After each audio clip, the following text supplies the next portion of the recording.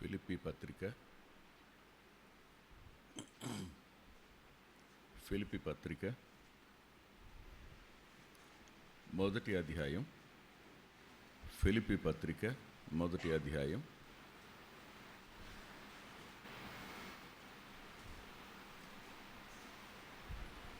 15-17 వచనాలు కలిసి ఉన్నాయి.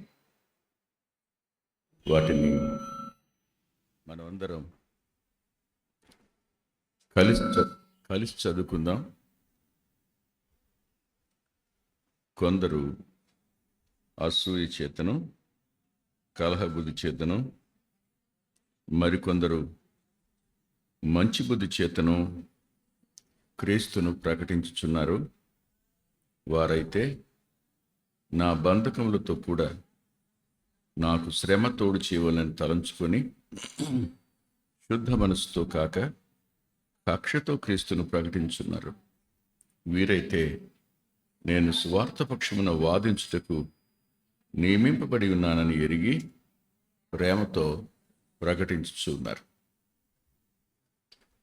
ప్రార్థన చేసుకుందాం.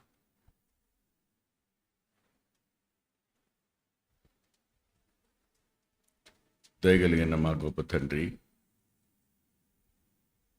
నిలిచి మాట్లాడడానికి కొంచెమైనా త్రాణ లేదు.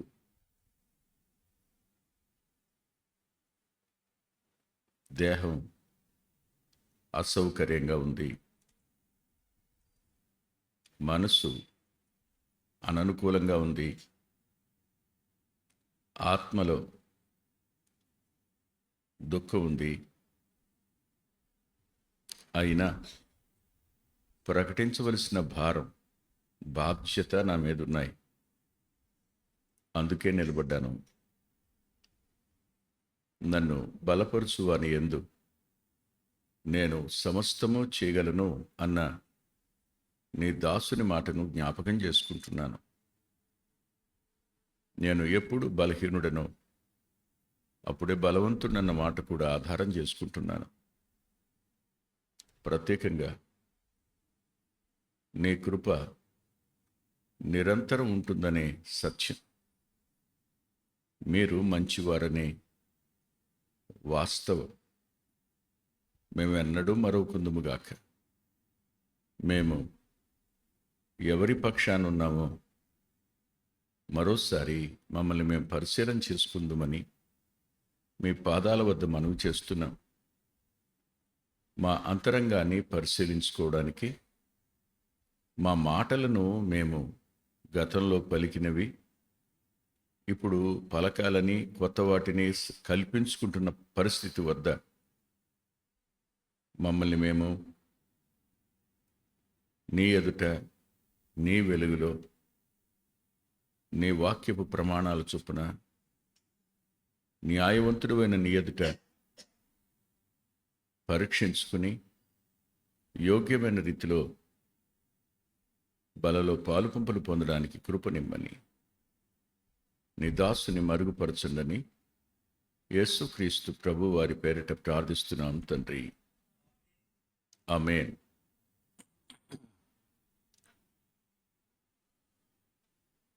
సువార్త అనే కోణంలో ఫిలిప్పీ పత్రికలో ఇప్పటికి మనం 3 వర్తమానాలు చెప్పుకున్నాం. ఇది 4వ వర్తమానం. ఇక్కడ 2 వర్గాలు ఉన్నాయి.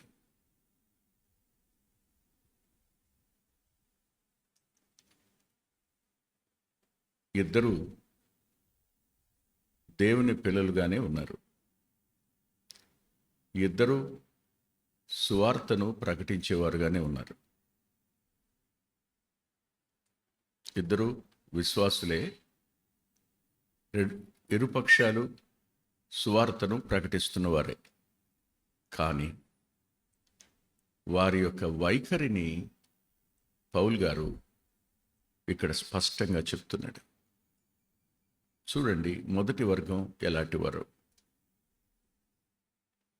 కొందరు అసూయ చేతను, కలహ బుద్ధి చేతను, మరికొందరు మంచి బుద్ధి చేతను.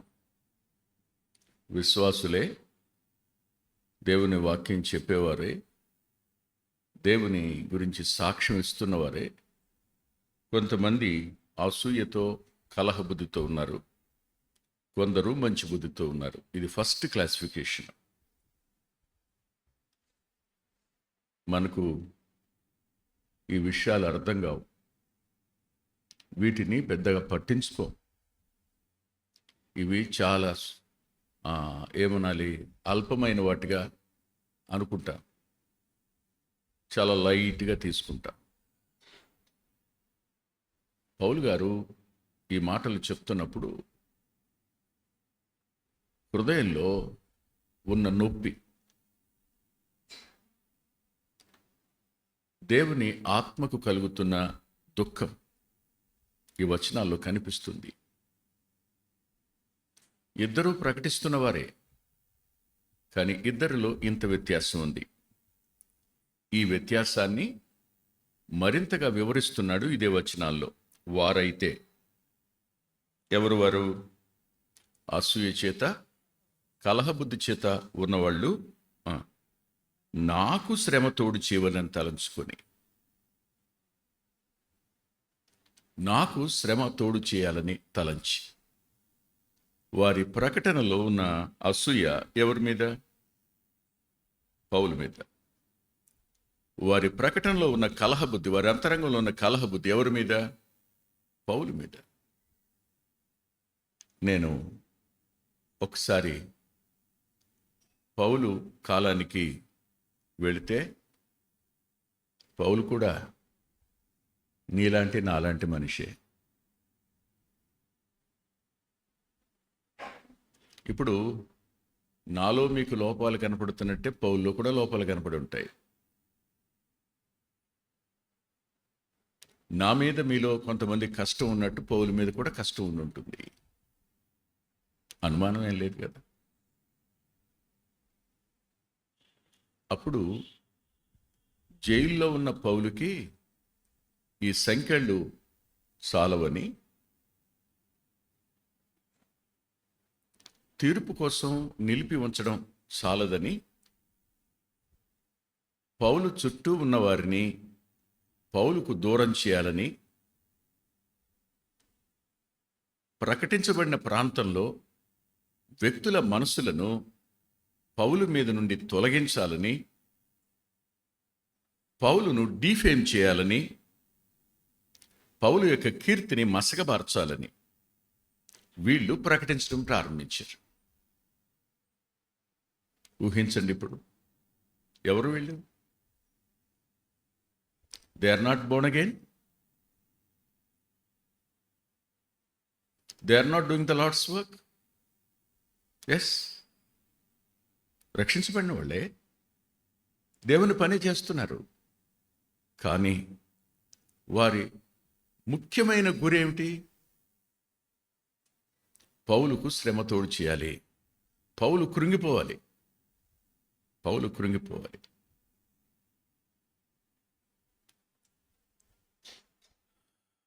ఎంతగా ఒక సేవకుడిని కృంగజేయొచ్చు అంటే, అతడు ఆలోచించటానికి అవకాశం లేకుండా అతని మనసును కృంగజేయచ్చు.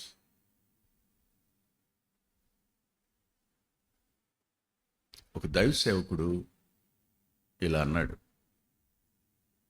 నా దగ్గర పెరిగిన పిల్లలే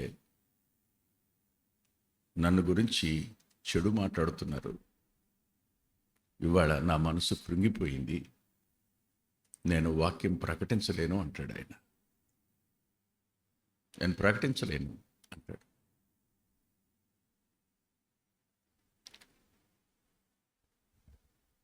వీరి మనసు పౌలు మీదున్న ఏదో కష్టం, పౌలుకు వస్తున్న మంచి పేరు, పౌలుకు దేవుడిచ్చిన జ్ఞానం, పౌలు రాసిన రాతలు, పౌలు ద్వారా జరిగిన పని, దీనంతటికీ విరోధంగా వీళ్ళు మారడం. మారతారంటే ఖచ్చితంగా మారతారు. ఖచ్చితంగా మారతారు. ఇది జరిగింది ఆ రోజు, ఇది జరుగుతుంది ఈరోజు కూడా. No doubt. సార్వత్రికంగా ఇదే విధానం నేటికి కొనసాగుతూనే ఉంది.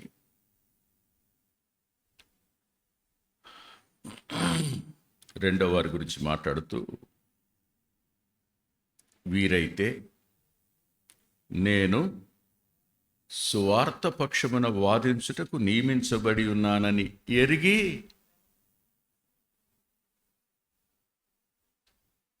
రెండో వర్గం మంచి మనసుతో ప్రకటిస్తున్న వారు ఉన్నారే, అట్టివారు శుద్ధమైన మనసుతో వారికి ఒక అవగాహన ఉంది. అదేమిటంటే, పౌలు అనే వ్యక్తి సువార్తను డిఫెండ్ చేయడానికి, సువార్త మీద జరిగే దాడిని అడ్డుకునేందుకు దేవుని చేతనే నియమించబడినవాడు. దేవుని చేత నియమించబడినవాడు. దేవుని పని చేస్తున్న ఒక సేవకుడు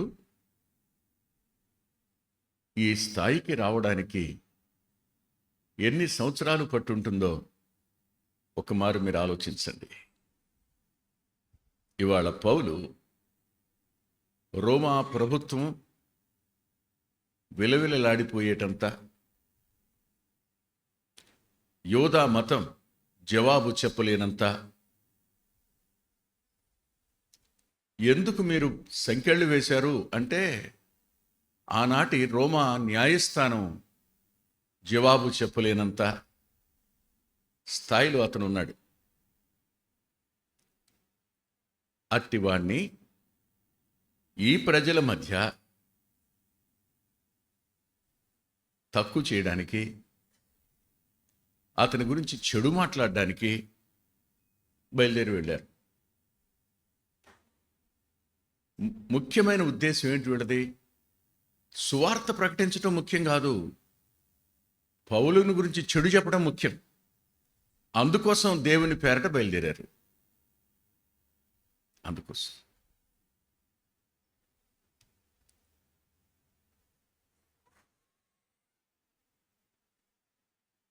నేను సువార్త పక్షమున వాదించుటకు నియమించబడి ఉన్నానని ఎరిగి.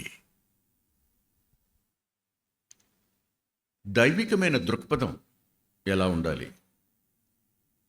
ప్రకటించేవాని ఎడల నీ అంతరంగ దృక్పథం ఎలా ఉండాలి? He was appointed by the God to preach the gospel, to serve the Lord, to extend the kingdom of heaven. అవునుగా, నిలబడిన ఒక వ్యక్తి, మాట్లాడుతున్న ఒక వ్యక్తి, చెరసాలలో ఉన్న ఒక వ్యక్తి వెనుతిరిగి చూడండి ఎంత పని చేశాడో.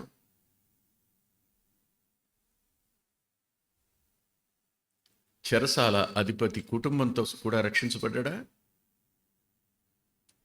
పుతోను దెయ్యం పట్టిన ఆమె విడిపించబడిందా? లూదియా మారు మనసు పొందిందా? ఎంతమంది రక్షించబడ్డారు? ఎందరు శిష్యులుగా మార్చబడ్డారు?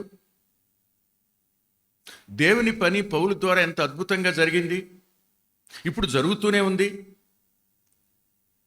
జరిగిన పరిచర్య ఉంది, జరుగుతున్న పరిచర్య ఉంది, కానీ జరగబోయే పరిచర్యకు మీరు ఆటంకంగా మారుతున్నారు. పౌలు సాక్ష్యాన్ని హత్య చేయడానికి వీరు ప్రయత్నం అన్నమాట. పౌలు ద్వారా జరగబోతున్న పనిని హత్య చేయడం వీళ్ళ పని. దీనికి చిన్న 2 కారణాలను మీకు చూపిస్తాను. నెంబర్ 1, మత్తయి సువార్త.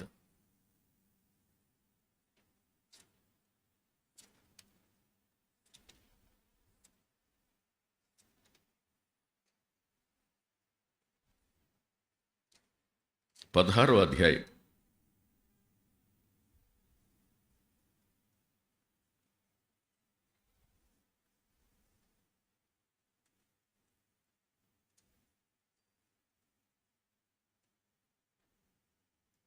23వ వచనం.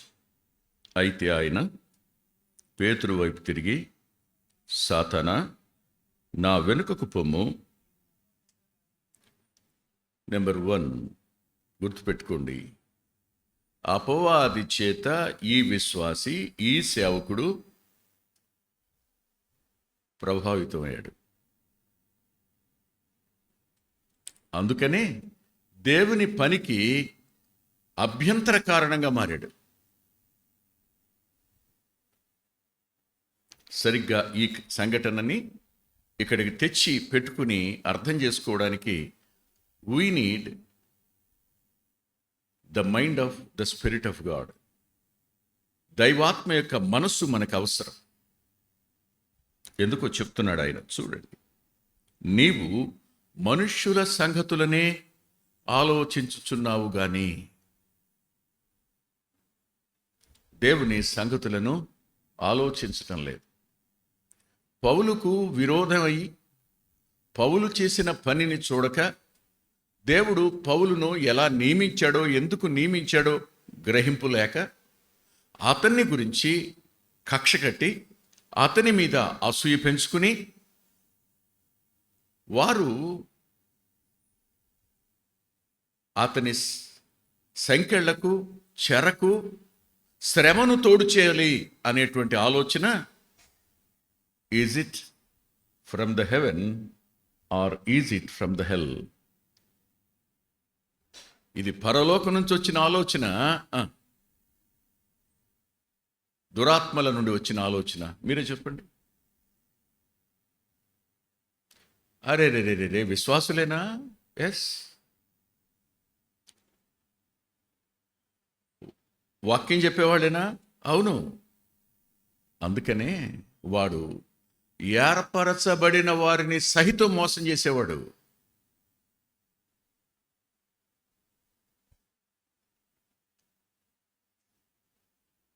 ఎవరైతే అసూయతో, కక్షతో ప్రకటిస్తున్నారో ఇప్పుడు వాళ్ళు ఏమయ్యారు? దేవుని పనికి, ఎవరి ద్వారా జరిగే పనికి, పౌలు ద్వారా జరిగే పనికి ఆటంకం, అభ్యంతరం అయ్యారు. వారు ఏం ఆలోచిస్తున్నారు? మనుష్య సంగతులు ఆలోచిస్తున్నారు. దేవుని సంగతులు ఆలోచిస్తే పౌలు ఎవరు? గలతీ పత్రిక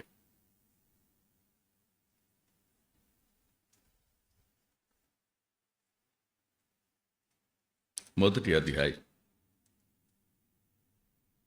15వ వచనం. అయినను తల్లి గర్భమునందు పడినది మొదలుకొని నన్ను ప్రత్యేకపరిచి తన కృపచేత నన్ను పిలిచిన దేవుడు, నేను అన్యజనులలో తన కుమారుని ప్రకటింపవలెనని. తల్లి గర్భంలో ప్రత్యేకించబడిన వాణ్ణి ఇప్పుడు వీళ్ళేం చేస్తున్నారు?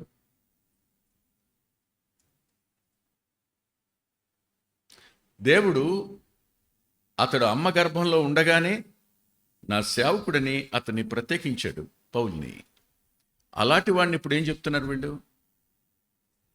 అతని మీద ఎలాంటి మాటలు అన్నారో, ఏమేం చేశారో, ఇవన్నీ న్యాయవంతుడైన దేవుని ఎదుట కనపడకుండా ఉంటాయా? దేవుడు వినకుండా ఉంటాడా? దేవుడు చూడకుండా ఉంటాడా? దేవుడు పట్టించుకోకుండా ఉంటాడా? దేవుడు లెక్కడకుండా ఉంటాడా? ఖచ్చితంగా అడుగుతాడు. బల దగ్గరికి వస్తున్నాం, ఎవరి విషయంలో మన నాలుక అభాండాలు వేసిందో, అనవసరమైన మాటలన్నదో, దేవుని పనే చేస్తున్నట్టుగా, దేవుని రోషంతో ప్రకటిస్తున్నట్టుగా మాట్లాడుతూ వెళుతున్న మన ప్రతి సంభాషణ దేవుని పనికి అభ్యంతర కారణం. మనుష్య సంగతులకు సంబంధించినవే గాని దేవునికి చెందినవి కావు. పశ్చాత్తాపడాలి. దేవా, నేను అనేక మార్లు నీ పనికి అభ్యంతర కారణమయ్యాను. నీ శరీరం, నీ రక్తం, నీ సువార్తను ప్రకటించవలసి ఉంది. నీ మరణ పునరుద్ధానాలను ప్రకటించవలసి ఉంది. నీ త్యాగాన్ని ప్రకటించవలసి ఉంది. మా మా ఎడల నువ్వు చూపిన కృపను మేము ప్రకటించవలసి ఉంది. నీ మంచితనాన్ని ప్రకటించవలసి ఉంది. కానీ నా అంతరంగం లోపల నేను అసూయ పెట్టుకున్నాను. కక్ష ఉంది నాలో. ఒక సేవకుని మీద, ఒక విశ్వాసి మీద, ఓ సంఘ పెద్ద మీద, నా తోటివాడి మీద కష్టం పెట్టుకుని అతని గురించి చెడు మాట్లాడడం నేను పనిగా పెట్టుకుని నేనేదో గొప్ప పని చేస్తున్నాను అనుకుంటూ నీ పనికి నేను అభ్యంతర కారణమయ్యాను. ఎందుకు పౌలును జైల్లో వేశారో నీకు తెలుసా? పౌలుకు ఎందుకు అనారోగ్యం ఉందో నీకు తెలుసా? పౌలును ఎందుకు యూదులు వ్యతిరేకిస్తున్నారో నీకు తెలుసా? మనుషులు పౌలు మీద ఎందుకు కష్టం పెట్టుకున్నారో నీకు తెలుసా? ఏం తెలియదు మనకి. పర్సనల్గా ఒక వ్యక్తిని గురించి మనకేం తెలుసు? Are we eyewitness? మనం ఏమైనా ప్రత్యక్ష సాక్షినమా? కాదే. నువ్వు చూడలేదు ఆ వ్యక్తి గురించి. యు హర్డ్, విన్నావు. అది ఎవడు చెప్పింది? నిజమా అబద్ధమా? కల్పించారా? ఏమన్నారు?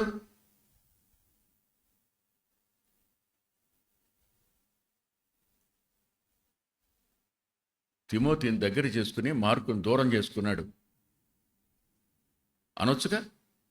అనకూడదా? మార్కు దగ్గర ప్రేమారహితంగా ప్రకటించాడు బ్రదర్ అతను. పాప మార్కు ఏడ్చుకుంటూ వెళ్ళాడు.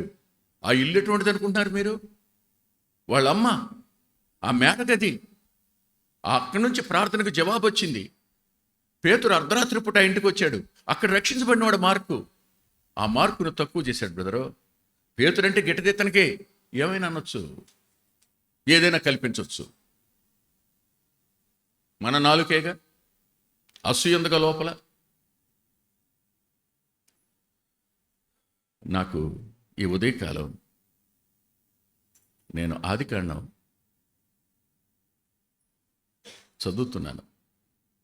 చదువుతున్నప్పుడు లాబాను యాకోబును ఎందుకు తరిమాడు?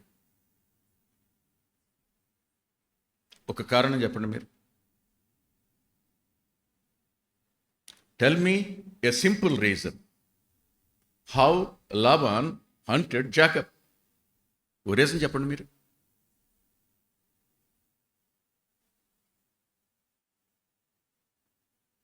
లాబాను యాకోబును తరమడానికి ఒక సాధారణమైన కారణం చెప్పండి.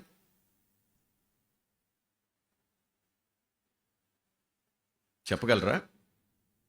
యాకోబులో తప్పేమనుందా? ఉందా? మరి ఎందుకు తరిమాడు? యాకోబు దూరమైతే తన లాభసాధనం బోద్ది, అది బాధ.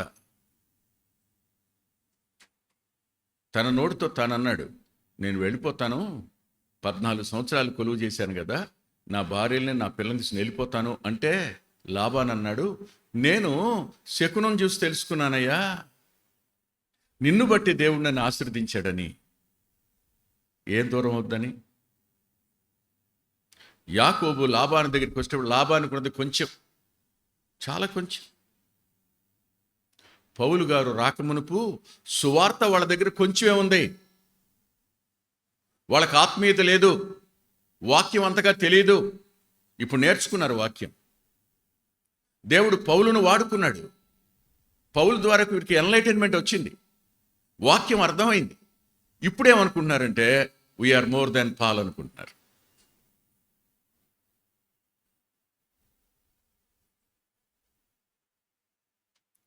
లాబాను ఆస్తి పెరిగింది. లాబాను ఇప్పుడు తాను ప్రదర్శించుకోవాలనుకున్నాడు. సరిగ్గా అనేక మాటలు మనం కూడా ఇలాగే వ్యవహరిస్తాం. ఇది అపవాదికి చెందిన మనస్సు. ఇది అపవాది మనసుతో కూడా మనం వాక్యం చెప్పచ్చు. కక్ష, అసూయ. దుఃఖంగా ఉంది, బాధ వస్తుంది.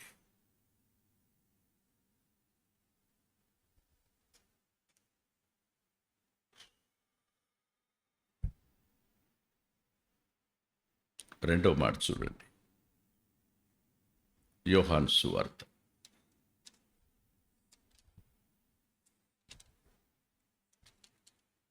11వ అధ్యాయం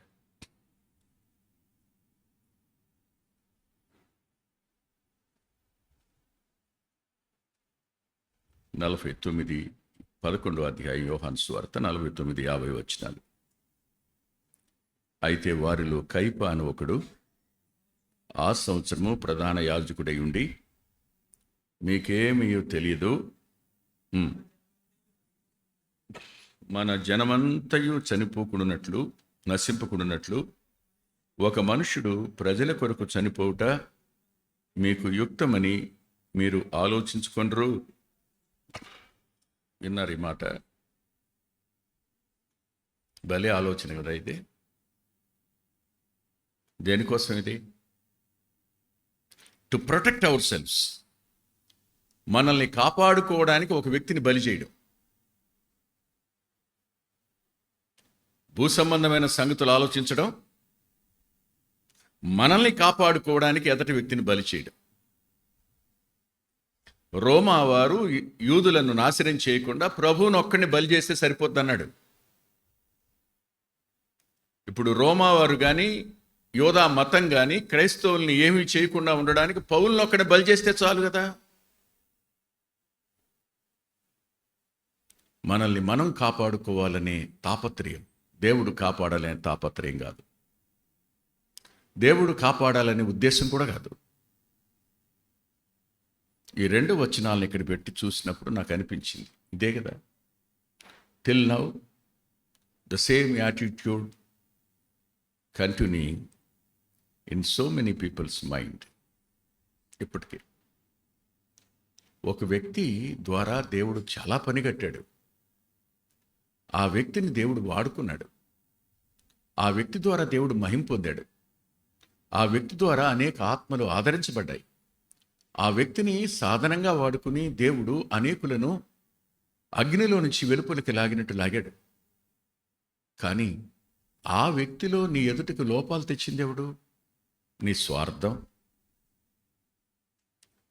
ఆ వ్యక్తి మీద నీకు అసూయ కలగడానికి గల కారణం ఏంటి?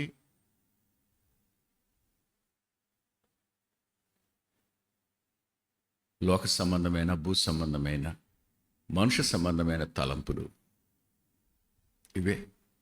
దైవికమైన సంగతులైతే ఇలా అనుకుంటారు. ఎక్కడండి, ఎక్కడ గమాలియేలు పాదాల దగ్గర చదువుకున్నవాడు? ఏం మనిషి అండి! పరిచర్యలో ఎంత నిష్ఠ కలిగినవాడు! అరే ఏం చెప్పనండి, 2 పౌరసత్వాలు ఉన్నప్పటికీ అతడు యోధా మతం కోసం నిలబడినవాడండి. ప్రభువు అతని దమస్కు మార్గంలో ప్రత్యేకంగా కలుసుకున్నాడండి. ప్రభువుని అతను ఎరిగిన తరువాత అతని జీవితంలో వచ్చిన డ్రాస్టిక్ చేంజ్, ఎంతటి మార్పు! అరే ఎంత అని చెప్పాలా. అరేబియాకి వెళ్ళాడు, యెరూషలేముకు వచ్చి అపోస్తలుల నిరాకరణ పొందాడు. ఆ తరువాత తార్సులో మిగిలిపోయాడు. ప్రభువే బర్నబాని పంపించి మరీ వెనక్కి తెచ్చాడు. అక్కడ నుండి అతని ద్వారా దేవుడు చేసిన కార్యాలు ఎంత ఆశ్చర్యాలండి. 12 గోత్రాలకు కాక సర్వ ప్రపంచంలో ఉన్న అన్యజనులందరికీ సువార్త ప్రకటించడానికి మొట్టమొదట నియమించబడిన అపోస్తలుడండి ఇతను. కానీ అలాంటి వాడిని ఇవాళ అవమానించారా? అలాంటి వాడికి సంకెళ్ళు వేశారా? అలాంటి వాడిని జైల్లో పెట్టారా? అయ్యయ్యో అయ్యయ్యో. మనమంతా ప్రార్థన చేస్తాం అతని కోసం. అతని శారీరక బలహీనతల్లో ఉన్నాడు, ప్రార్థన చేద్దాం. అతడు అనారోగ్య పరిస్థితిలో ఉన్నాడు, ప్రార్థన చేద్దాం. అతడు ఆర్థిక ఇబ్బందుల్లో ఉన్నాడు, ప్రార్థన చేద్దాం. అతడు అనేక మంది శత్రువులు కలిగి మానసికంగా కృంగిపోతున్నాడు, ప్రార్థన చేద్దాం అనుకుంటాం. బాగా జరిగింది, తిక్క అణిగింది అనుకుంటున్నావంటే నువ్వు.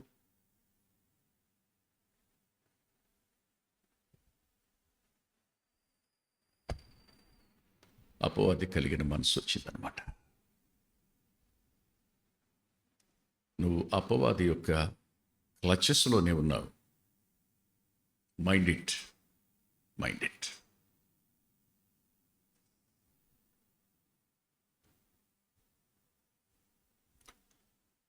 తిమోతికి రాసిన మొదటి పత్రిక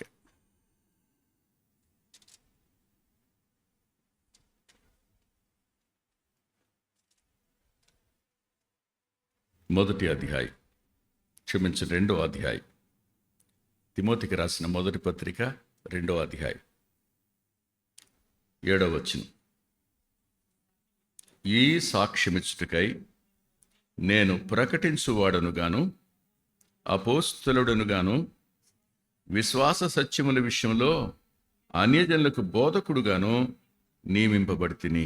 చాలండి. ఇది పౌలు యొక్క నియామకం. ఫిలిప్పీ సంఘానికి రాస్తూ, నేను నియమించబడ్డానని వారు ఎరిగి, వారికేం తెలుసు? పౌలు యొక్క నియామకం తెలుసు, అంతేగాని పౌలు యొక్క పేరు ప్రతిష్టలు కాదు.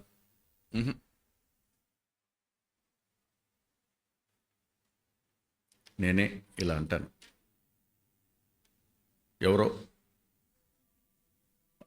ధర్మప్రకాష్ గారి బుక్ చదువుతూ ఏం రాశారండి పుస్తకం,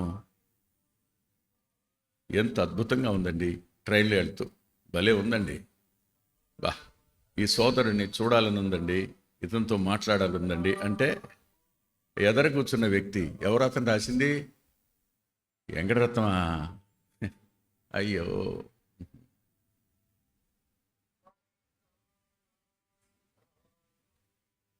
మా ఇంటికి పాలు తెచ్చేవాడు అన్నాడు. మా ఇంట్లో నుంచి వాళ్ళ గేదెలకి గంజి, బియ్యం కడిగిన నీళ్లు, మేము అన్నం తిని కడిగి పారేసిన ప్లేట్లో ఉన్న నీళ్లు కుడితి పట్టుకెళ్ళేవాడు అన్నాడు. అతనా అన్నాడు. అలాంటి వాడిని ఓ పుస్తకం రాయడానికి దేవుడు వాడుకున్నాడన్న స్పృహ పోయిందిగా.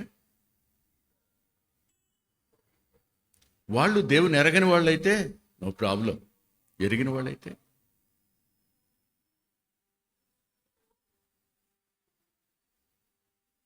అభ్యంతర కారణం కాదా? దేవుని నామానికి అవమానం కదా?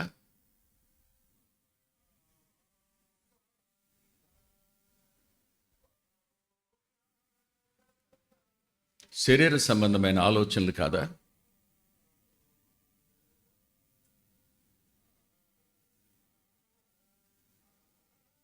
పౌలు గారు తన అంతరంగంలో ఉన్న బాధని సువార్త విషయంలో మాట్లాడుతూ,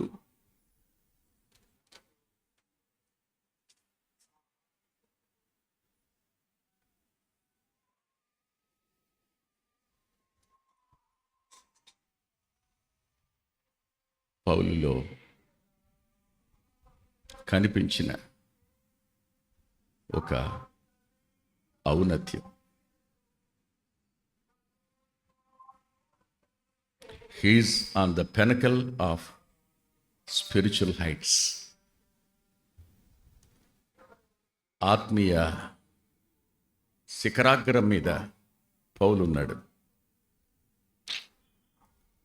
ఆ ఆత్మీయ శిఖరాగ్రం ఏమిటి అంటే ఫిలిప్పీ పత్రిక 2వ అధ్యాయం 5వ వచనం.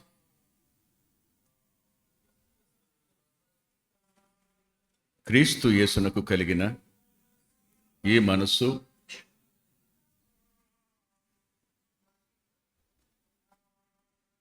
క్రీస్తు యేసునకు కలిగిన మనస్సు కలిగిన వాడు ఉన్నతమైన ఆ స్థానంలో నిలిచాడు. ఎలా అంటే చూడండి, 1వ అధ్యాయంలో 18వ వచనం, ఫిలిప్పీ పత్రిక. ఆయననేమి మెషి చేతనే గాని సత్యము చేతనే గాని ఏ విధము చేతనైనను క్రీస్తు ప్రకటించబడుతున్నాడు. అందుకు నేను సంతోషించుతును, ఇక ముందును సంతోషించును.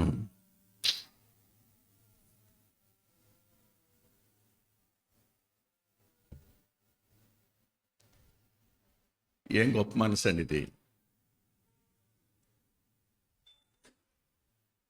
ఒక చాలా సంవత్సరాల క్రిందట ఒక భక్తుని పుస్తకం చదివాను నేను. ఆయన దీన్ని ఇలా వ్యాఖ్యానించాడు. నేను జైలు వెలుపల ఉండి సువార్త ప్రకటించినప్పుడు నేను ఒక్కడనే ప్రకటించాను, కానీ నన్ను జైల్లో పడేశాక ఇప్పుడు నేను అనేకుల్ని సువార్థికులుగా చేశాను అనుకుంటున్నానంట పౌలు. కక్ష చేత ప్రకటించేవాళ్ళు ఉన్నారు, ప్రేమ చేత ప్రకటించేవాళ్ళు ఉన్నారు. అబ్బా, ఏమైతే అయింది? నేను వాళ్ళని ఇంట్లో కూర్చొనివ్వకుండా ఇళ్ళమ్మడి తిప్పుతున్నా. ఇప్పుడు నా మీద కష్టంతో వాళ్ళు ఇళ్ళంట తిరుగుతున్నారు. నా గురించి చెడు చెప్పడానికి వెళ్ళినా ప్రార్థన చేస్తారుగా, నా గురించి అబద్ధాలు ఆడడానికే వెళ్ళినా వాక్యం చెప్తారుగా, చేయనండి. Cultivating such sort of mind is mostly needed to every believer. కానీ ఇది మనకు లేదు. దుఃఖం అంతా ఇది. ఇప్పుడు దేవుడు అనుమతించాడు చెడు చెప్పుకోనివ్వండి. దేవుడు అనుమతించాడు కొంతమందిని మనకు శత్రువులుగా మార్చనివ్వండి. దేవుడు అనుమతించాడు కొంతమందిని విరోధులుగా మార్చనివ్వండి. కొందరి మనసుల్లో ఆ ఖ్యాతిని మసకబార్చనివ్వండి. ఏమైతే ఏమైంది? వారు కూడా దేవుని పనిముట్టుగా మారారుగా, వారు కూడా దేవుని సువార్త ప్రకటిస్తున్నారుగా. ప్రకటించనివ్వండి, దానికి నేను సంతోషిస్తున్నాను, ఇకనూ సంతోషింతును అన్నాడు. లేనివి ఎన్ని కల్పించినా వాళ్ళు చెప్తున్నారు ఇతరులకి. 10 మాటలు నా గురించి చెడు చెప్పినా ఒక్క మాట అయినా ప్రభు గురించి మాట్లాడతారుగా. నిజమమ్మా, దీనంతటికీ దేవుడు సాక్షి అంటారుగా. వాళ్ళ మీద వాళ్ళు నేరం అన్న ఒప్పుకుంటారుగా. నేను సత్యమే చెప్తున్నాను సిస్టర్ అని అబద్ధాలు చెప్తున్నా, న్యాయవంతుడేగా ఆయన. మంచిది, వెళ్ళి ప్రకటించనివ్వండి. పౌలు గారికి ఈ అత్యున్నతమైన దైవిక మనస్సు ఇక్కడ మనకు కనపడింది. ఇక్కడ ఇది 4వ విషయం. 5 దగ్గరికి వెడదాం రండి. ఇదే మొదటి అధ్యాయంలో ఆయన అక్కడతో విడిచిపెట్టకుండా 27, 28 వచనాలలో వారికి ఒక సందేశాన్ని చెప్తున్నాడు సువార్త విషయంలో. నేను వచ్చి మిమ్మల్ని చూచినను రాకపోయినను మీరు ఏ విషయములోనూ ఎదిరించు వారికి బెదరక అందరూ ఒక్క భావముతో సువార్త విశ్వాసపక్షమున పోరాడుచు ఏక మనసు కలవారై నిలిచి ఉన్నారని.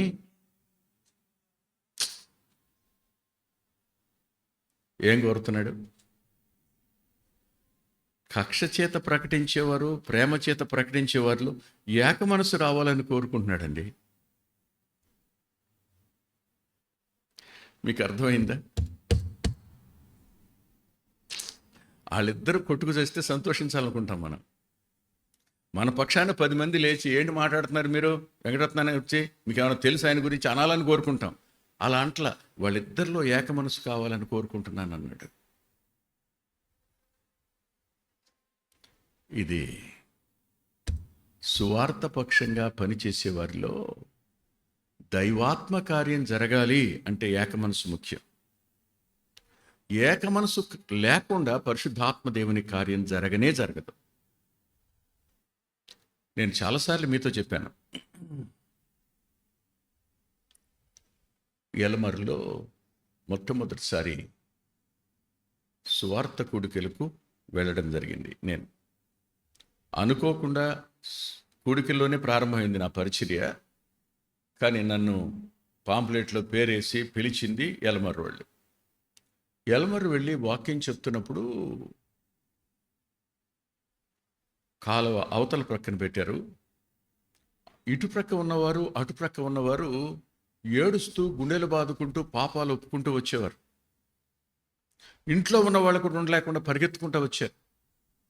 అసలు ఎంతగా దేవుని కార్యం జరిగింది అంటే వారి పశ్చాత్తాపాన్ని ఆపడం సాధ్యం కాల. రాత్రంతా ఏడుస్తూనే ఉన్నారు ఆ బ్యాప్టిస్ట్ చర్చిలో వాళ్ళు. కన్నీటితో తమ పాపాలు ఒప్పుకుంటున్నారు. అలా జరిగింది, జరుగుతూనే ఉంది.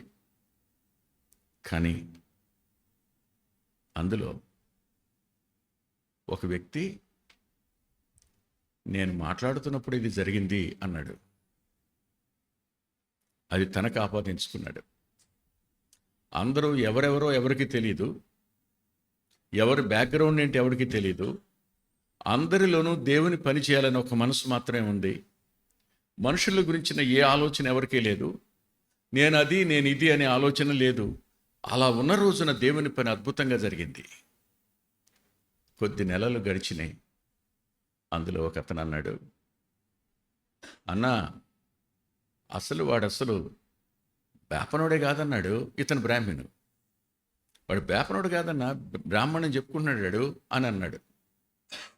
ఏం తెచ్చాడు సహోదరుల మధ్యకి? ఆ తర్వాత దేవుని పని జరగల. ఎక్కడ ఏక మనసును కోల్పోతామో అక్కడ దైవాత్మ కార్యం జరగదు. పౌలు గారి ఉద్దేశం ఏమిటి? సువార్త పని మరింత వేగవంతంగా, మరింత ఫలవంతంగా, మరింత శ్రేష్టంగా జరగాలి అంటే మీ ఇద్దరిలో ఏక మనసు రావాలి. ఇద్దరు ఒకే పని. ఆయన మరణ పునరుద్ధానాలను ప్రకటించటం అనేది మనకు లక్ష్యంగా ఉండాలి, గురిగా ఉండాలి. Not Paul, not Peter, not anybody. ఎవరో ఒక వ్యక్తి కోసం కాదయ్యా, ప్రభు కోసం మనం ప్రకటించాలి అని ఏక మనసులోనికి మీరు రావాలి అని కోరుకున్నాడు.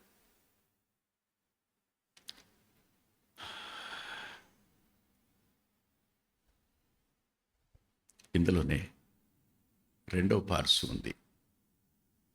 ఈ మనం చదువుకున్న 27-28 వచనాల్లో ఏక మనసుతో పాటుగా రెండవ పార్శ్వం ఏమిటంటే సువార్తకు తగినట్టి ప్రవర్తన.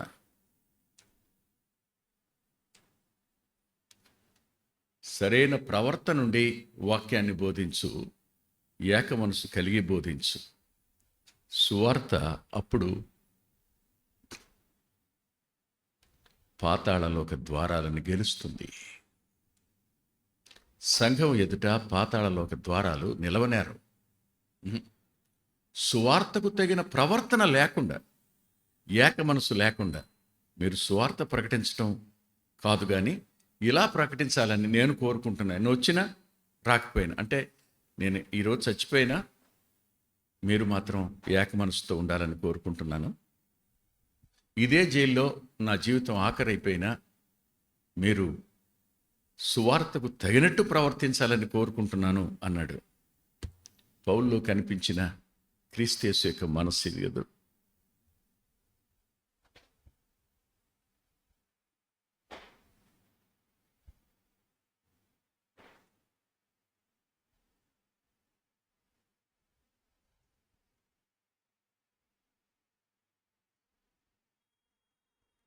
శరీర సంబంధమైన మనస్సుని విడిచిపెడదాం. అపవాదికి మన జీవితంలో తావివ్వకుండా ఉందాం. ప్రభువుకు సంపూర్ణంగా మనల్ని మనం అప్పగించుకుందాం.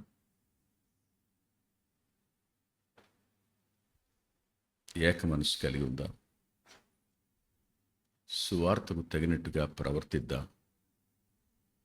ఆఖరి మాట చెప్పి ముగిస్తాను.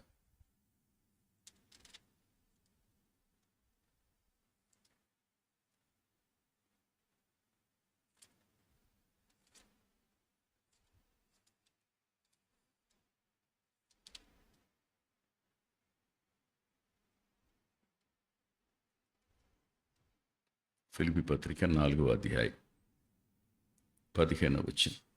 ఫిలిప్పీయులారా, సువార్తను నేను బోధింపనారంభించి మాసిదోనియాల నుండి వచ్చినప్పుడు ఇచ్చి విషయంలోనూ పుచ్చుకొని విషయంలోనూ మీరు తప్ప ఏ సంఘపు వారును నాతో పాలువారు కాలేదని ఇక్కడ సువార్త బోధన గురించి మాట్లాడుతూ పౌలు గారు ఫిలిప్పీ సంఘాన్ని గురించి మాట్లాడుతూ సువార్త విషయంలో మీరే ప్రారంభం నుండి నాకు ఇచ్చినవారు.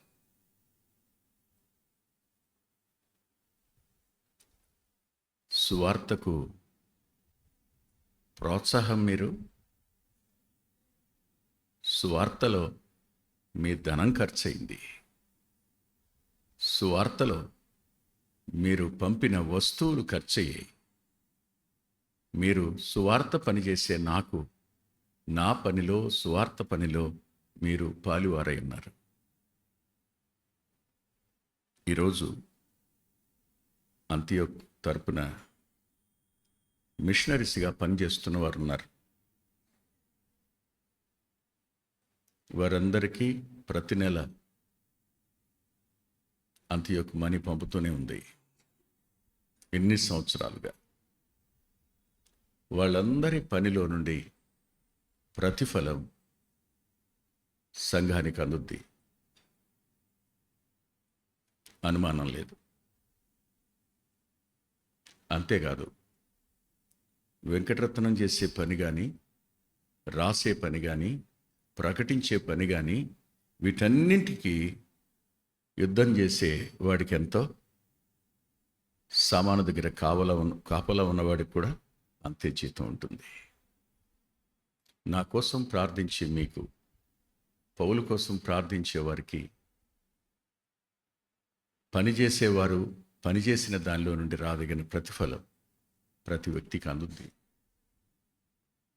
కాబట్టి ఒక వ్యక్తి చనిపోయిన తర్వాత మంచివాడు అనడం కాదు, కానీ బ్రతికుండగానే ప్రభు అతన్ని ఎందుకు నియమించాడు ఆలోచించండి. ప్రభు ఎందుకు అతన్ని వాడుకున్నాడు ఒకసారి మనసు పెట్టండి. వ్యక్తుల మీద ఉన్న కష్టాలను విడిచిపెట్టండి. అనవసరమైన అసూయ, కక్ష, వీటన్నిటిని విడవండి. సువార్తకి తగింది కాదు. నీ ద్వారా, నా ద్వారా ఆత్మల రక్షణ జరగదు. పశ్చాత్తాపడదాం, కన్నీటితో ప్రభు పాదాల మీద పడదాం, మోకరిద్దాం.